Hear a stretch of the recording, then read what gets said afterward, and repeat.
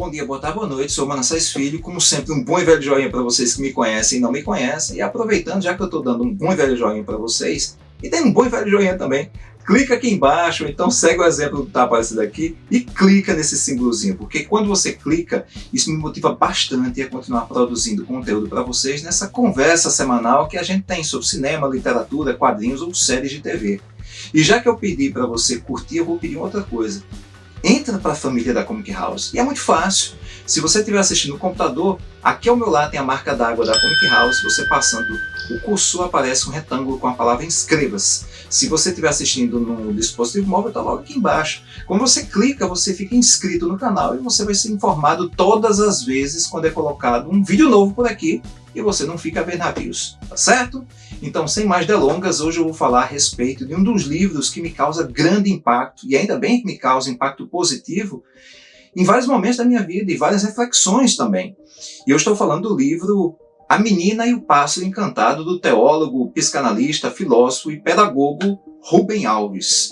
Na história, ela retrata a relação de uma menina e de um pássaro encantado. Esse pássaro que sempre vai visitá-la regularmente, chega na janela do quarto dela para contar as histórias da vida dele, das aventuras que ele viveu.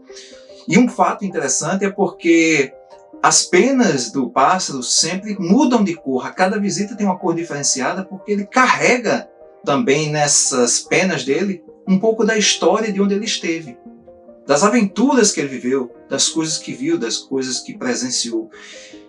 Só que tem um porém nessa relação, que é a despedida.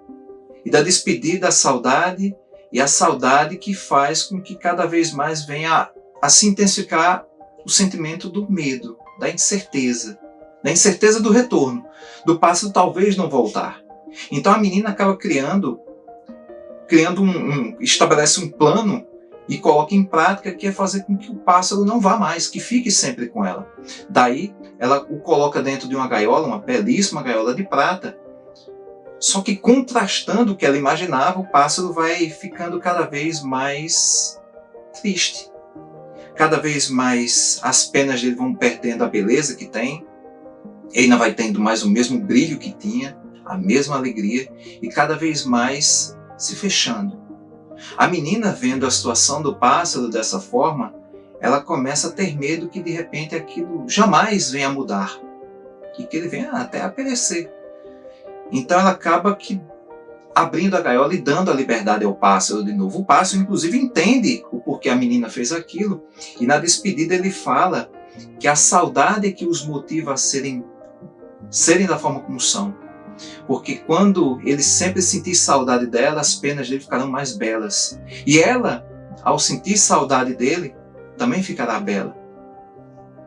E esse livro, obviamente, nessas mensagens todas que eu falei, quando li esse livro foi em 86, 87. Obviamente não tinha, boa parte dessas mensagens tinha se perdido. Entretanto, a primeira impressão que tive, que ficou muito consolidada, é que eu acabei me transformando num membro mirim do Greenpeace sem nem mesmo saber que era o Greenpeace. Porque todas as vezes quando chegava na casa de alguém e via um pássaro dentro de uma gaiola, a vontade que tinha era de abrir a gaiola e dar a liberdade àquele pássaro. Inclusive, consegui êxito numa dessas minhas missões e me teve um custo não muito bom.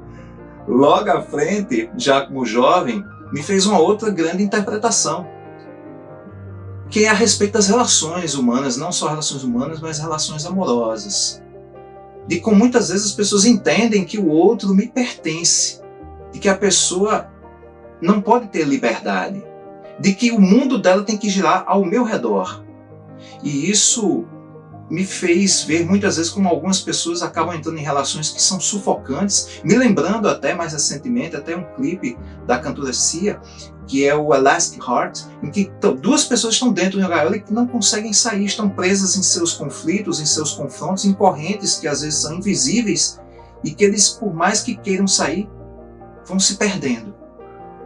Então, essa segunda visão me fez muito pensar a respeito de como as pessoas devem entender a relação com outra pessoa, concedendo ela a liberdade, a possibilidade de terem suas próprias histórias, mas poderem caminhar lado a lado.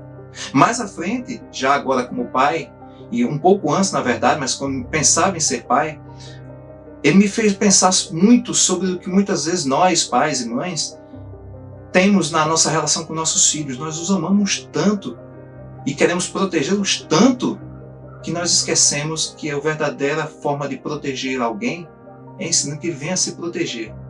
Mas nós acabamos muitas vezes fazendo o contrário. Nós protegemos excessivamente nossos filhos e os impossibilitamos de eles terem seus protagonismos. E até mesmo eles entenderem que eles não podem ser protagonistas todas as vezes. Algumas vezes nós somos coadjuvantes nas histórias de outras pessoas.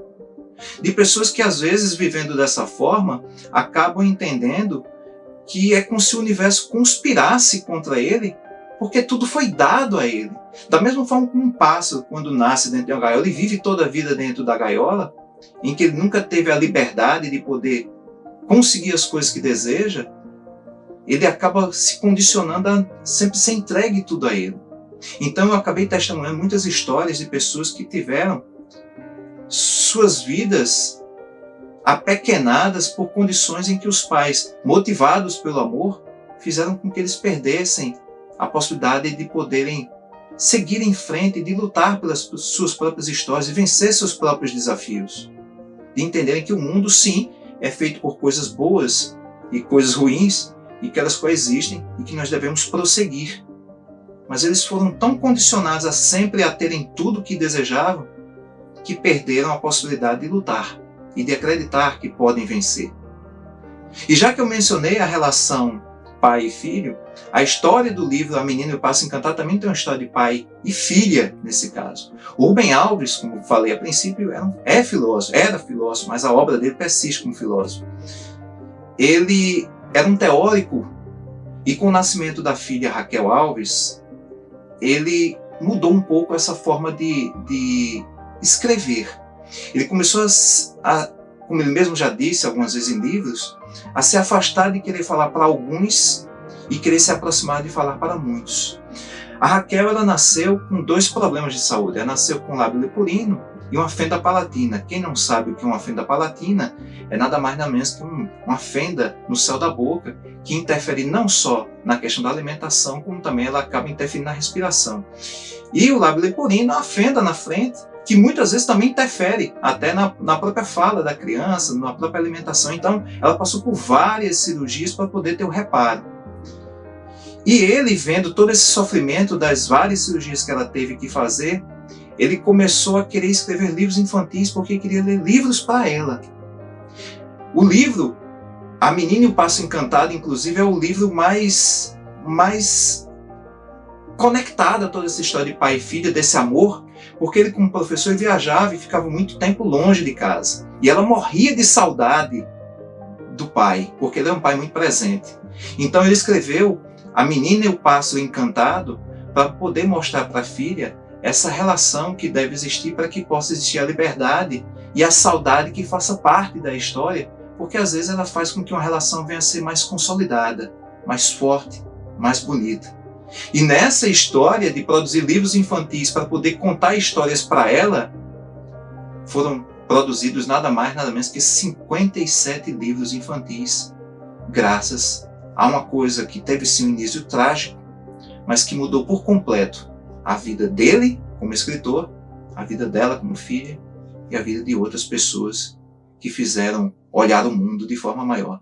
Então que sejamos pessoas capazes de entender que a liberdade sim é algo muito bom, mas o seu excesso acaba fazendo com que corações fiquem enjaulados e pássaros, sejam luz de verdade ou nós, jamais possamos chegar a ver o céu e a beleza que ele tem. Até mais, vida longa e próspera, e não deixem de curtir, comentar e seguir o canal. Abraços!